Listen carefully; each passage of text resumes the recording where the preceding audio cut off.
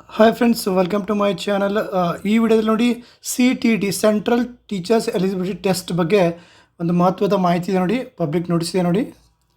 So ಇಲ್ಲಿದೆ ನೋಡಿ, 7 ಮತ್ತು 8ನೇ ತಾರೀಕು, ಇದೇ ಫೆಬ್ರವರಿ 7 ಮತ್ತು 8ನೇ ತಾರೀಕು ಎಕ್ಸಾಮನ್ನು ನಡೆಸಲಾಗುತ್ತೆ.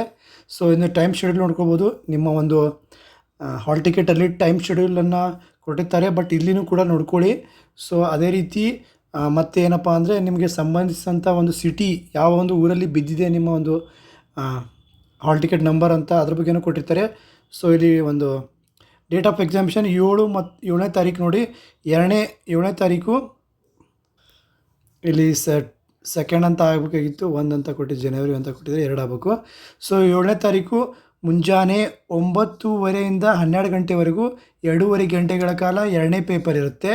ಆಮೇಲೆ ಮಧ್ಯಾಹ್ನ ಅದೇ ತಾರೀಕು ಶನಿವಾರ 7ನೇ ತಾರೀಕು ಏನಂದರೆ 2.5 ಗಂಟೆಯಿಂದ 5 ಗಂಟೆವರೆಗೂ 2.5 ಗಂಟೆಗಳ ಕಾಲ ಸಮಯ.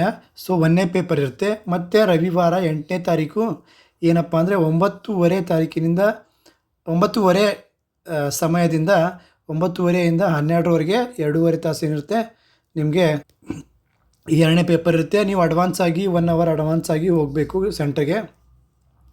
ಮತ್ತು ಅದೇ ದಿನಾಂಕದಂದು ನೋಡಿರಿ 2:30ಯಿಂದ 5 ಗಂಟೆವರೆಗೂ ಟೋಟಲಿ 2.5 ತಾಸುಗಳ ಕಾಲ 1ನೇ ಪೇಪರ್ ಇರುತ್ತೆ. ಸೊ 7ನೇ 8ನೇ ತಾರೀಕು ಮೊದಲನೇದು ಪೇಪರ್ ಮುಂಜಾನೆ ಯಾವುದಂದರೆ 2ನೇ ಪೇಪರ್ ಇರುತ್ತೆ. ಆಮೇಲೆ ಮಧ್ಯಾಹ್ನ 1ನೇ ಪೇಪರ್ ಇರುತ್ತೆ. ಸೊ ಇದಿಷ್ಟು ಮಾಹಿತಿ ಫ್ರೆಂಡ್ಸ್. ಮತ್ತು ಚಾನಲ್ಗೆ ಹೊಸಬರಾಗಿದ್ದರೆ ಚಾನಲ್ನ ಸಬ್ಸ್ಕ್ರೈಬ್ ಮಾಡ್ಕೊಳ್ಳಿ.